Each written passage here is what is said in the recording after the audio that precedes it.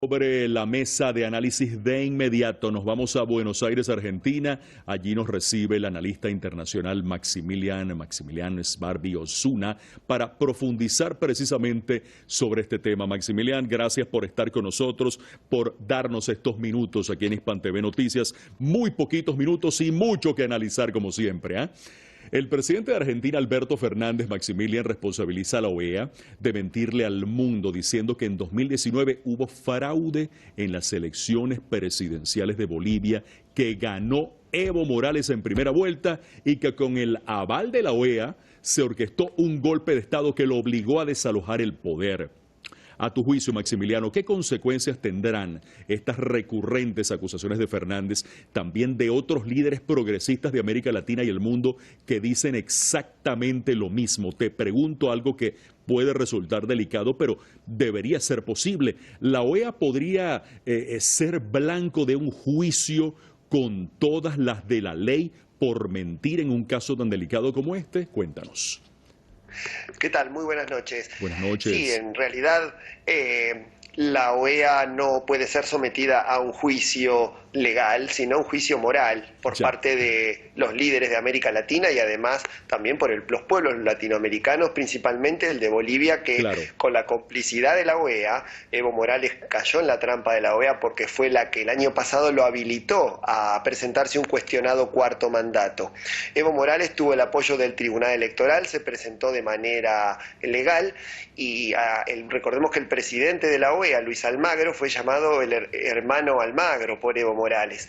Pero la trampa que le tendió la OEA consistió en que cuando en Bolivia se dejaron de cargar los datos de los comicios por el cual les ganó Evo Morales, la diferencia de Evo pasó a ser más del 10% en 24 horas, una vez que principalmente porque las zonas rurales y del oeste que apoyan al MAS, al movimiento al socialismo, tardan más en cargarse porque son zonas alejadas, lejos de los centros urbanos principales. Bueno, en base a esto se basó la OEA para poder planear y para poder llevar a cabo el golpe militar, cívico-militar contra Evo Morales, pero también recordemos que el mismo general aliado de Evo Morales, el general Calimán, lo conminó a renunciar a Evo y además la poderosa Central Obrera Boliviana también le soltó la mano, inclusive sectores indígenas que fueron tradicionalmente aliados a Evo Morales también lo dejaron de lado. Claro, principalmente porque se habían opuesto a construcciones de rutas de carreteras y a los que fueron afectados por el desplazamiento de la frontera agrícola.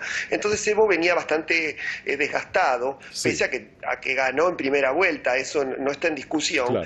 Por eso Luis Arce tiene más oxígeno porque no es Evo Morales, pese a que sea parte del movimiento fundado por Evo Morales. En este momento los únicos que lo pueden condenar a la OEA son los pueblos latinoamericanos, pero para eso va a tener que haber un cambio regional y en este momento no están dadas las condiciones porque hay muy pocos organismos fuertes. Habría que desplazar a la OEA por la CELAC o por la UNASUR, algo que sucedía hace 10 años, 5 años, era mucho más fuerte y en este momento están prácticamente desmantelados por las fuerzas de derecha que han ido asumiendo los gobiernos de distintos países de la región. El control de esos países, sí señor. Y precisamente allí quiero ir, Maximiliano, porque Alberto Fernández, presidente de Argentina, habla de la reconstrucción de UNASUR, también de la CELAC, luego de este triunfo de Arce en Bolivia.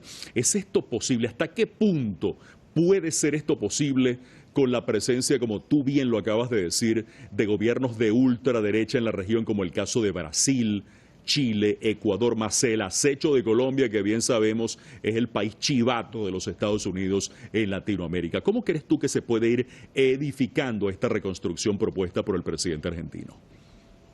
Bueno, hace 14 años, hace 10 años, hace un tiempo convivían en América Latina no solo los gobiernos de centro-izquierda, sino también convivía la Colombia de Uribe, la Colombia de derecha, el gobierno de Piñera en Chile, y eran parte del UNASUR y eran funcionales al buen funcionamiento para lo que fue creada la UNASUR, que es para unir a América del Sur frente a los desafíos de la globalización, tanto económicos como políticos y comerciales. No era una cuestión ideológica.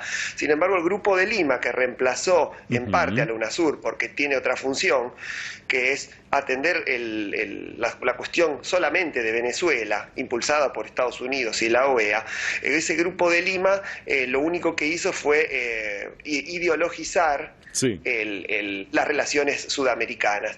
Por eso habría que reflotar, no solamente, en este momento es muy difícil por las condiciones que están dadas, habría que reflotar el llamado Grupo de Puebla, por el cual está compuesto por miembros gobernantes y exgobernantes progresistas. En este momento los gobernantes que lo conforman son Alberto Fernández de Argentina y el presidente de México, López Obrador. También está Lula, Dilma Rousseff, Pepe Mujica, Álvaro García Linera, el ex vicepresidente de Evo Morales, bueno, y Rafael Correa, infinidad de líderes progresistas que tienen otra agenda más social y más política diferente al Grupo de Lima, que tiene como obsesión Venezuela, como bien decía el presidente argentino.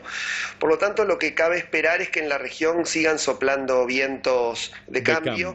En este momento el panorama no es alentador. Está Bolsonaro en Brasil, Colombia va a ser un país casi parte de la OTAN, como bien decías recién. En Chile de Piñera parece que los cambios la demanda de cambios sociales puede llegar a ser maquillada este domingo con el plebiscito. Es muy difícil que haya un cambio real en América Latina, pero lo que sí es cierto es que la victoria de Arce en Bolivia le da un aire fresco no solamente a la región, sino también al propio movimiento al socialismo, que ya estaba un poco desgastado por los años que llevaba Evo Morales en el poder.